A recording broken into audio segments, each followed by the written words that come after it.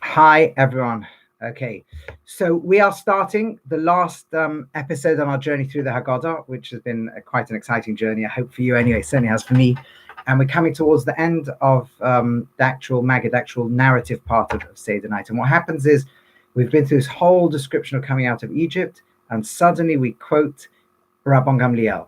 Now, Rabban Gamliel was the great rabbi, the Nasi, the kind of political and spiritual leader of the Jews in really the first generation after the temple has been destroyed.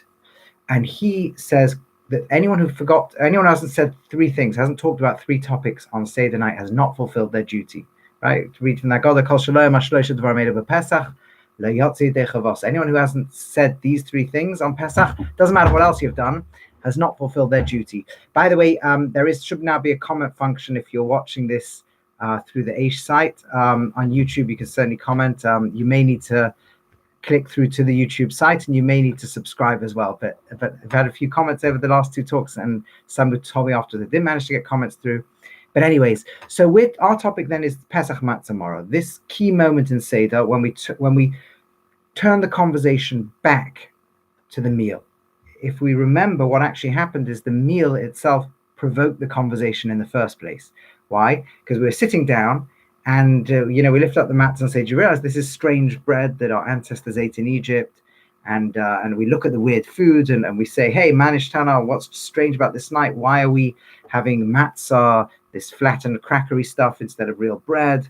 Why are we having maror, the bitter stuff? Why are we having in the days of the temple the korban Pesach, the Pesach offering? Well, why are we doing these weird things? And we began through that a whole, more than a conversation, as we went through last time, a journey. But now it kind of comes back. And now that we've had that conversation and really that transformation, the meal itself now, it all now comes back into the meal. What is the Pesach? What is the Matzah? What is the Marror? So the Haggadah tells us, well, the Pesach is very simple. Back thousands of years ago in Egypt, on that last night, they were told to take this sheep, this lamb, and eat it. And of course, the sheep was particularly symbolic on many levels. For those who know, in ancient Egypt, the senior of the gods, they believed in lots of gods, but the top of them at that particular point in history, and many times actually, was called Ra, the sun god. And we spoke about that during the 10 plagues, how the plague of darkness would have shown the Egyptians that God is more powerful than the sun and anything behind the sun. But one of the forms of this sun god, Ra, was actually called Chnum Ra. It had the form of a sheep, and its job was the protector of the pharaoh. By the way, you see symbols of the sheep protecting the pharaoh. For example, if any of you have been to the British Museum, the Egypt section downstairs, you'll see literally a statue of a ram protecting a pharaoh underneath. And that shows what the symbolism of this was. Now the Egyptians weren't stupid, and pagans in general weren't silly. They didn't think that sheep had created us, but they did believe that the spirits of the universe lay within the natural order of things. And the Egyptians were obsessed with that order. And so within the order of the sheep that provides wool or whatever, was supposed to rest some kind of divine force that helped preserve the order of Egypt, and in particular had this role of protecting the pharaoh. And so when the Israelites took it, what are they saying? What they're saying is all that's idolatrous doesn't apply to us. Now let's pause for a moment here and ask a question. It's not just true of the sheep in Egypt. This is true across the board. The world in which the Jewish people were created in, was a world of idolatry. And in fact, that was a dominant way of thinking until Judaism and derivative ways of thinking, Christianity, Islam came along and changed the world. And we ask ourselves, were people silly? Did they think little idols created the world? Did they think animals that they worshipped really created things? And the answer is no. That's not generally, although we don't have all the writings from those times, we don't always know everything they thought, but that's not what went on. But what they did think is like this. They believed that behind the natural world are supernatural forces. And their principle was they would serve those forces. They would look at and say, there's deeper laws behind us, and can we manipulate them? Can we kind of interact with them, bring offerings, praise, or whatever?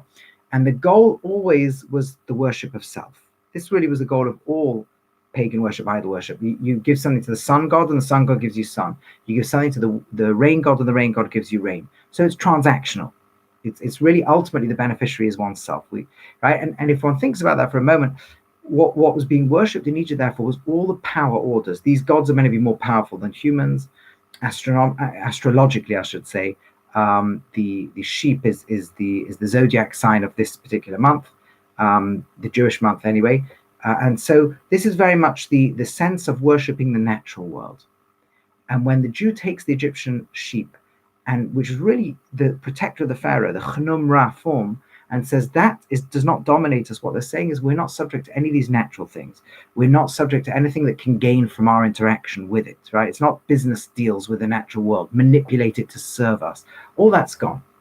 Instead, if you think about it, the concept of an infinite creator has a very radical idea to it, which is that God can gain nothing from creation. That's so radical, because so long as you think the gods can gain, you give them, they give you. You're always worshipping yourself.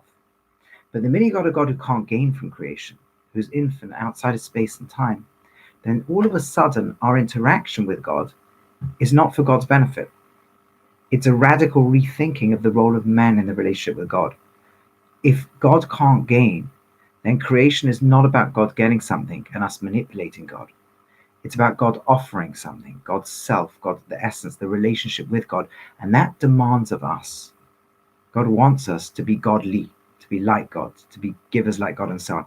So in removing this sheep form and all that came with it, in that Korban Pesach, what we're saying is we're not subject to the natural form of things. And we're not in an interactive, manipulative state with the universe. We're in a deep relationship with that which is above all the natural. Our job is to become godly people. And that was what the Pesach is about. And it's on that basis that God said, right, as the plague hits Egypt, these lot will be saved. And so that's the first message of Seder night, that we don't need to be subject to the gods of a wider world. And that can be anything, by the way. It doesn't have to literally be idols or animals or animated spirits or any of this stuff. It can be as simple as deep values of things society worships: honor, fame, money, lots of idols that we say we are not going to be subject to. We're going to commit our lives to becoming godly people. That's really the power of the Korban Pesach, the Pesach Paschal lamb, which we can't eat nowadays, but we still talk about in the Seder night. But then we move to the most famous symbol of the whole night, and that's matzah. And it's amazing, when I look at all the questions that have come in this week, throughout the week and in the build-up to Pesach, one of the most prominent, it's so intriguing to me that sometimes somebody will write to me that I keep nothing Jewishly, but I really keep matzah. In fact, there's been a number of people this year who said for the first time, because they're going to be alone, they want to do something for Seder night, and talking about the matzah. And the matzah is why do we eat the matzah? The Haggadah says next, why do we eat the matzah? Al-Shumma, what's it for? And it gives the kind of standard answer that everybody knows, the Torah itself says, because they didn't have time for the dough to rise when they left Egypt. Now, I ask you, there's a few good questions you can ask about this one. Here's one. How long before they left Egypt did the Jews know? How much notice did they have? So the correct answer is 2 weeks. They were already told 2 weeks before they're leaving in the story in Shemos, in Exodus, that they're going to go and they're going to prepare the last meal, and then they're going to go. Now, they might not have known the exact time they were going to go, but still, it seems awfully strange that nobody had bothered to prepare extra bread. So the simple answer, there's a few answers, but I'll give you the simplest, which is, it's simple answers, by the way. What's beautiful about them is they're so often just so true. But I'll also share a deeper answer as well. The simple answer is that in those days, bread did not preserve very easily. So people rarely stored bread, right? You didn't have freezers and so on. So what you did, and you didn't have sealing mechanisms. So what you used to do is literally bake the bread as you're about to eat a meal. So they probably didn't store it up. They had matzah that night because God had said have matzah. They didn't know why. And then the next morning they're told go, and they just put a bit of dough on and run. Okay, that's the straightforward answer, but there is a deeper answer. And to explore the deeper answer, in other words, this was deliberate. God had, after all, told them to eat matzah that night, and that was all they therefore had when they had to leave at midnight and in the morning. And what's unbelievable about that is that it's telling us that matzah is deliberate. It's not a coincidence. It wasn't that we happened to run in a hurry and therefore God turns around and says, okay, from now on have matzah to remember it. He'd already told them to have matzah, knowing they would have to leave in this hurry. And here is where I want to go to something quite and it goes like this. In the Torah itself, every time Moses goes to the Pharaoh, he faithfully repeats everything God said. God says, tell Pharaoh to let my people go. Moses does all that, with one exception. When it comes to telling Pharaoh that this night is going to be the night where the firstborn die and God's children will go free, when he says that, he deviates, he changes God's words. God said he's going to bring us out b'chatzi halayla, literally at midnight. And Moshe says he's going to take us out kachatzos halayla, around midnight. And the rabbis ask, it's quite striking. Why did he change? Why couldn't he say we're coming out at midnight? And the standard answer given in the Talmud and Rashi is this. This is the words that he used, because Moses was afraid that Pharaoh's astrologers and astronomers, they were probably pretty much the same thing back then, they wouldn't be able to work out what the meaning of midnight is exactly, and they might therefore miscalculate, and midnight might come along. If in their calculation nothing happened, and they'd say Moshe Badai, Moses is lying, he's talking nonsense. And for that reason, Moshe said, look, it'll be around midnight. And again, we think about that, sounds interesting, and then we scratch our heads and say, 1 second, whoa, really? Does that make sense? Imagine you're in Egypt in that time, and for months now, every time Moses walks into the palace, remember he grew up in the palace, people know who this guy is, but he walks in and he says there's going to be plague of blood, and it happens. There's going to be frogs, and it happens. He starts talking about all these various plagues, and they're always coming true. And then he says, at midnight, the firstborn are going to die, we're going to go free. And along comes their calculation, and they're calculating. Midnight on their calculation strikes, nothing happens. 5 seconds later, 5 minutes later, every firstborn in Egypt's dying everywhere. They're going to turn around and say, Moshe's no good. Really? Or are they going to turn around and go, maybe we miscalculated by 5 minutes? Come on, it doesn't make sense, right? It's very strange. But there's even a technical logistical problem. You ready? How did they measure time in those days? Usually using a sundial. But how did they measure time at night? Not very well. There was no really accurate way. You could use kind of sand timers and so on. You had no way to measure midnight accurately. Nobody was going to sit there measuring midnight and get it wrong. So what's the meaning of all this? Now, in about a century and a bit ago, more than that actually, there was a great, I think in the 19th century, there was a great mastermind called Rabbi Yitzchak Isaac Chover, phenomenal Talmudist in the Lithuanian tradition, but also a great Kabbalist, and he drew from many traditions and very creative and innovative thinker himself. And he came up with the following brilliant interpretation. I think it's so compelling, and it sheds light on the whole of Matzah, on the whole of what we're trying to do on Seder night. So here's how it goes. He said, if you think about it, Moses does not, what he meant is like this. He couldn't tell them we're going out in midnight, Bachat Delilah, in midnight, because there's no such moment as midnight. What do we mean? Midnight, especially in Hebrew, Chatzi Alayla, the division of the night, is a conceptual way of dividing the whole night into two halves. One half before, one half after. There is no moment at midnight itself. If you could imagine a second that you think is midnight, one half is before and one half is after. Right? If you imagine time like a line and you chopped it in two, all of time is either before the midpoint or after the midpoint. There is no moment in the midpoint. B'chatzi halayla. So Moshe is saying, I can't say we're going out in the midpoint of the night because it doesn't exist in time. They would say Moshe Badoi, Moses talks nonsense. They wouldn't know how to be mechavan, how to intend, how to calculate and think about that moment because they wouldn't think it exists. That's what Rashi means. That's what the Talmud means. It doesn't make sense to say you're coming out in midnight, in the midpoint of the night. That's nonsense. Midpoint is an abstraction. You can't come out in there, can you? It's not possible. Thank you, Davidel. Thank you. Gadly appreciate it. And I also think it's a brilliant insight. Brilliant. Explains so much. So Moshe says we'll come out around that moment.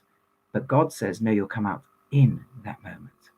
Really? Yes, in a moment that does not exist in time. Because I want that moment of freedom to be a moment that does not actually exist in normal time. I want you to be lifted beyond time. What an idea. And you can imagine the Jews are waiting, and all of a sudden comes this striking moment, and God says, are you ready to come and join me? And you kind of got to say yes instantly, and then be almost like lifted to this supernal level, sense, dimension. I'll mention in a minute what it might be like to experience that. And you either say yes, or you say, let me just think about it for a moment. Is it logistically plausible? Do we have food? And in the delay, the moment is gone forever. And what that means is you have a moment to just jump out and run. You can't think. You grab what there is. There's matzah, you run. There's no dough, no baking, no nothing. And that split moment that's almost not in time is the moment we become free. Now, that sounds nice, but what does that mean, a moment that's not in time? So I'll tell you something really unbelievable. The first commentaries on the Torah were called targumim, translations that were into Aramaic, but they were really not just translations, but elaborations, commentaries, really the beginning of commentary. One of them is called the Targum Yonasan. Based on Rav Yonasan ben Uziel, he wrote a commentary on the prophets, but on the Torah, it's probably not him, but it doesn't matter, whichever, there's this ancient commentary. And when it the retrospective verses at Mount Sinai, when they talk about coming out of Egypt, the Torah uses the following verse. It says, God says, you saw that I took you out of Egypt, and I carried you on wings of eagles, and I brought you to me. Now, nowhere in the Egypt story does it mention wings of eagles. Here's what Targum Yonason says. Unbelievable. He says, you saw that I took you out of Egypt. I carried you on wings of eagles. And what does it mean I brought you to me? I brought you to my temple in Jerusalem. I flew you on wings of eagles to my temple in Jerusalem, where you sat there and ate the Pesach, the Matzah, the Marror with me. Whoa, what do you mean? Again, let's stop and think 1 second. There is no temple in Jerusalem. The temple in Jerusalem won't be built for hundreds of years afterwards. What does it mean, right? There's no temple nowadays. There was no temple then. So obviously what he's saying is, I lifted you outside of space and time. I lifted you beyond the natural. And you know what? For a moment, you became encapsulated in this vision of the end of history, the Messianic era. And you were there living that final moments of history when everything comes to an end. And suddenly we feel at one with all of Israel and ultimately with all mankind. And we feel the intensity of God's presence, and we look back on history and understand it all. And you felt that moment. It was like you were lifted beyond space and time. You were lifted into the future. I pulled you out of the present, says God, and I took you into the future. And then I put you back into Egypt, and you carried on as normal. But now you were changed, indelibly and inextricably changed. You see, in the Pesach, you'd said to God, we're happy to leave the natural. We're happy to dream your dreams. And in the Matzah, God says to us, yes, and I redeemed you. But I gave you a vision of the future.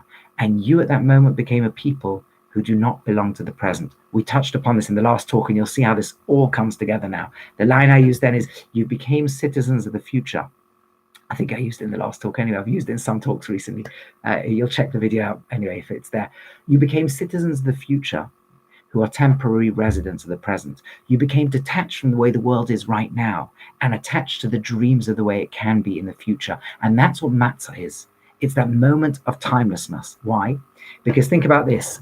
The food that sustains us must be like our spiritual level. And if we become a people who are not attached to the present, but are kind of lifted in a timeless moment, then we must eat food that is timeless food. Do you know what the difference between matzah, which is holy on Pesach, and chametz, which is spiritual poison on Pesach, is? They have the identical ingredients. In fact, they have to have the identical ingredients. They have to have flour and water. The matzah has to have the same ingredients as what becomes chametz. The only different ingredient is space and time. If the matzah is allowed to rise into the natural world of space and time, it's chametz. If it stays in its pristine form, not allowed to move into space and time, literally as its dough, you put it on, bake it, run, it doesn't move into space and time. That's the pure food that we have on Pesach. That's the holy food, because it symbolizes us. You see, our minds, our emotions, everything are built out of the cells in our body, the psychoneural intimacy. There's a relationship between our mind and body. But that means that every cell in our body is food that we eat. So the food that we eat must have the potential, must be like the mind that we want to have. And if we want to be on this level of timelessness, then we have to have matzah. There could be no time. They couldn't delay. They had to jump as soon as God said, come out. They had to have food that jumped with them and didn't delay. And they had to touch transcendent timelessness and live ever after, never fully attached to the present, always connected to past and connected to future, and primarily connected to the future. Isn't that unbelievable? And when we eat matzah, we think about it, and really the whole Seder has been about time travel from beginning to end. Right? If you remember from the words lachmanya, this is the bread that our ancestors ate in their last night in Egypt. Let's join them. And we literally, it's almost literal that we literally take detach from the present and go back in time and sit with them in the last night. We're in our home, they're in their home, we're all together. We don't need to physically be in Egypt to experience emotionally and psychologically and spiritually the exact night in Egypt. We don't recollect it, we don't remember it, we don't commemorate it, we relive it or live it. By the end of the Haggadah, we said in every generation we see as if we ourselves are coming out of Egypt. The Rambam says right now, we're literally here about to come out of Egypt together with them. And yet at the same time, they, as we learned last time, especially when we talk about the Pesach, we literally say this. We say, we recall the moment when Moses tells the Jews, you're going to take this Pesach offering, and your children in the future will ask you, why are you doing this? And you'll explain to them. And the people bow in gratitude. Why? Because Moshe was telling them, do you know, you're going to have a future. You're going to have children, you're going to have grandchildren, you're going to have generations, thousands of years into the future. You're going to be there. They're going to be there. And all that you're doing tonight will last forever. And that's then they see this vision of the future. In other words, they saw us, maybe not literally you and me, but they saw the Jewish future lasting all the way through history, getting to its end. And they celebrated the fact that they were beginning something that could last that long. In other words, we're joining them and celebrating them. And they were looking into the future and celebrating us. And so we literally become part of this oneness, this timeless thing called Israel that doesn't belong to one place or doesn't belong to one time, but it belongs to all of space and all of time, or none of space and none of time, if you prefer.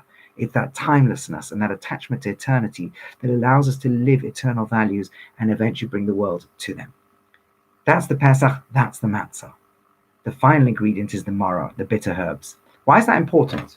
So, because to remember the bitter slavery, okay, but on Hanukkah, Jews went through a difficult time and were saved. We don't eat a food or do something to remember the bitterness. On Purim, we had a struggle. We say we don't eat food or do anything on Purim itself to commemorate the struggle or the darkness. Only on Pesach, because Pesach is the night we made the jump to God and God's vision. And you cannot make that jump unless you feel that we really don't want the world the way the world is now. We look at the world, so often in recent years we felt, wealthy and healthy and all this kind of stuff. And we like the way the world is now. We don't want it to be different. We like its values. We don't want it to be different. And the Jews always said, yes, we love the world. We think it's a beautiful place, but it's also a very painful place, because comfortable though we may be, there's so many people out there who aren't. And this year it's much, much easier to feel, actually. And we may be wealthy, but there's so many who aren't. And there's death for all of us. Tragically has been quite a lot recently, but there is always all of us. Ultimately, that's where we're going. This isn't the world the way it's meant to be. There's pain, there's suffering, there's terrible things that go on in this world. And by tasting the bitterness of the world, we're not becoming bitter people. We're just recognizing the world the way it is now is not the world the way it's meant to be. It's not. And by feeling that this is not the complete, it doesn't mean we don't appreciate all the good in the world, but we feel that this is not the way it's meant to be.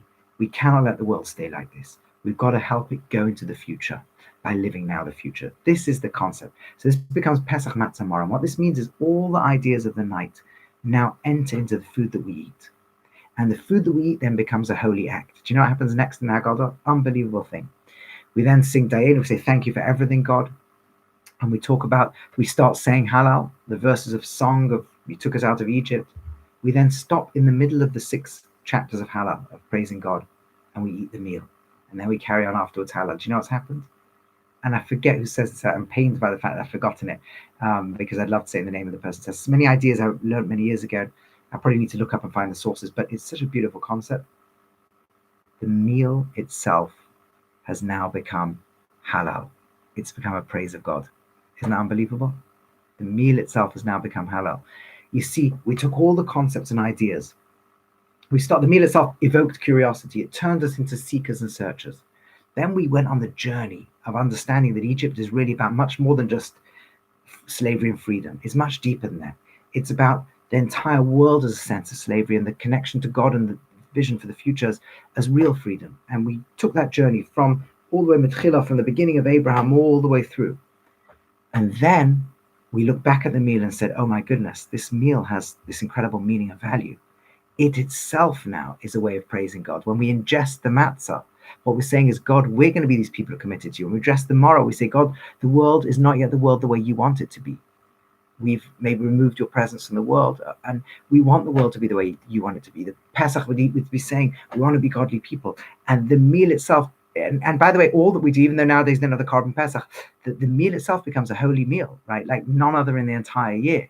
And it becomes so transcendent and so uplifting that every taste and every flavor and everything we do is celebrating the greatness within all of us, and we're celebrating our ability to be godly, and we're celebrating the fact that no matter how difficult the present is, and again this year can be so difficult for so many, but we don't live in the present. We live in the world of the dreams. We live in the world of God's vision, and that's who we are, and that's what the meal is, and that's what lifts us, and that's the freedom of Seder night. There's so much more to say, but I hope in these 3 videos I've been able to give you some flavor, that's a good word, some glimpse of some of the beautiful aspects of Seder night, and some things that you can perhaps share or think about or experience. And if you're on your own for Seder night, I'm saying to a lot of people, just remember you're not really on your own.